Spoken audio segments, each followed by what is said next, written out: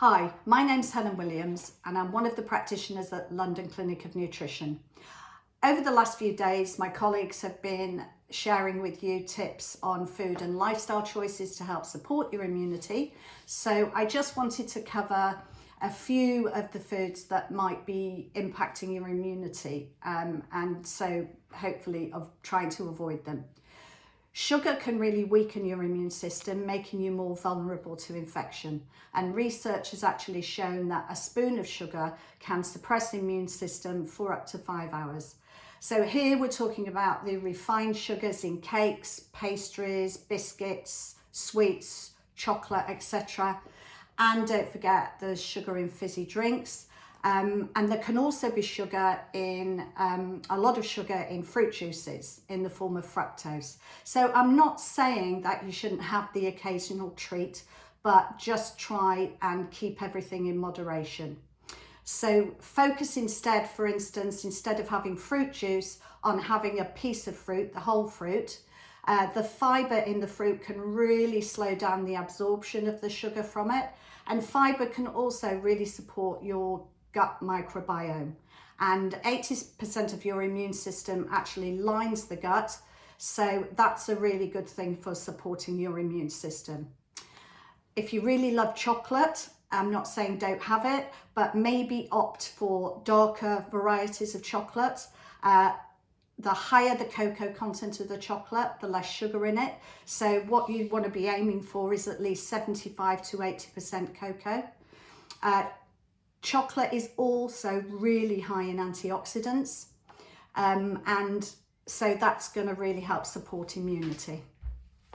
Okay, the next thing we're going to talk about is alcohol. Okay, moderation. I'm not saying that you should be teetotal, but at the end of the day in lockdown, it's all too easy to reach for a drink.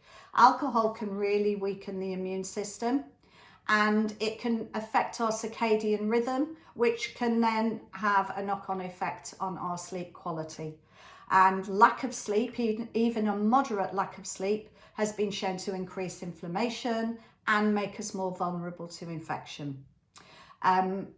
Alcohol can also affect the cells that line our gut, and this is our first line defense for our immune system.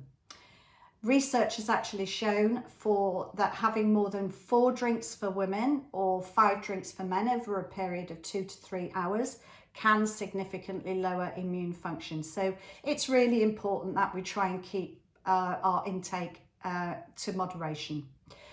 So let's think about alternatives that we can have. Good old waters, the best option if possible. Fizzy water, soda streams have seen a real rise in popularity in the last few months. So if you've got one, great, make some soda water and flavour your waters with cucumber, lemon and lime slices, mint, berries, that sort of thing. There are also some good herbal drinks out there on the market at the moment, things like Seedlip, which is available in supermarkets and is a non-alcoholic gin. You could top that up with soda. Another great idea, if you've not already tried it, have a look out for it. Supermarkets do stock it, is kombucha. This is fermented tea. You can get it in lots of different flavors. And a good idea would be, instead of having wine at dinner, have a glass of kombucha, put it in a wine glass with some ice, and it sort of has that alcoholic type taste that might be a replacement for wine. Caffeine is another area as far as drinks that we need to just keep a check on. A couple of cups of coffee, 1 or 2 in the morning is fine, unless it keeps you awake at night, obviously. But again, moderation with caffeine containing drinks like coffee and tea. Try out different herbal teas instead. Ginger and lemon in particular are great for immune support. Okay, so the 3 main things that we've discussed there are sugar, alcohol and caffeine. So the 3 main things to look out for. Hopefully that's helped you.